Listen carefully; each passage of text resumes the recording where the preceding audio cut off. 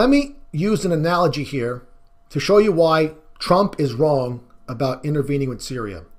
Let's go back to 1993 when Bill Clinton was president and the Waco, Texas incident happened and 70 plus Americans were killed by the federal government. Two stories come out of this, and it goes around the media and around the world. The first story is Bill Clinton is a tyrant who killed his people by lighting the facility on fire because they wouldn't come out. The other story is the FBI deployed tear gas and an accident happened where just something caught on fire and everyone burned alive. Those are the two stories. Now, imagine that the Chinese government said, you know what, we're going to go with story number one because America has a history of hurting their own citizens with slavery, Jim Crow, and all this other crap. So we're going to go with story number one. We don't have all the evidence. It's only 24 hours later. We're going to go with story number one. We want to police the world, and we're going to launch missiles into the United States of America for our own special interests.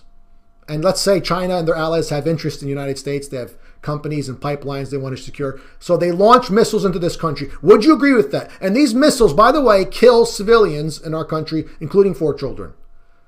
Do you think China is justified to do this? Would you think so? I don't think so. Yet here's the United States of America doing just that.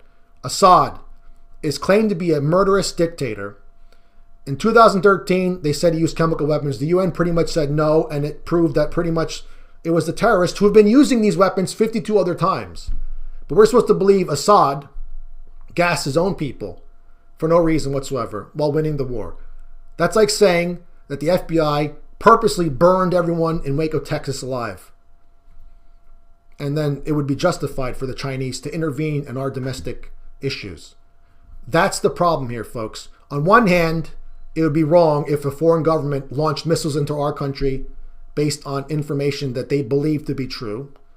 But on the other hand, we're allowed to do the very same thing we would condemn being done to us. Think about that for a moment and realize that is 100% why Donald Trump is wrong and our government is wrong for doing what they did.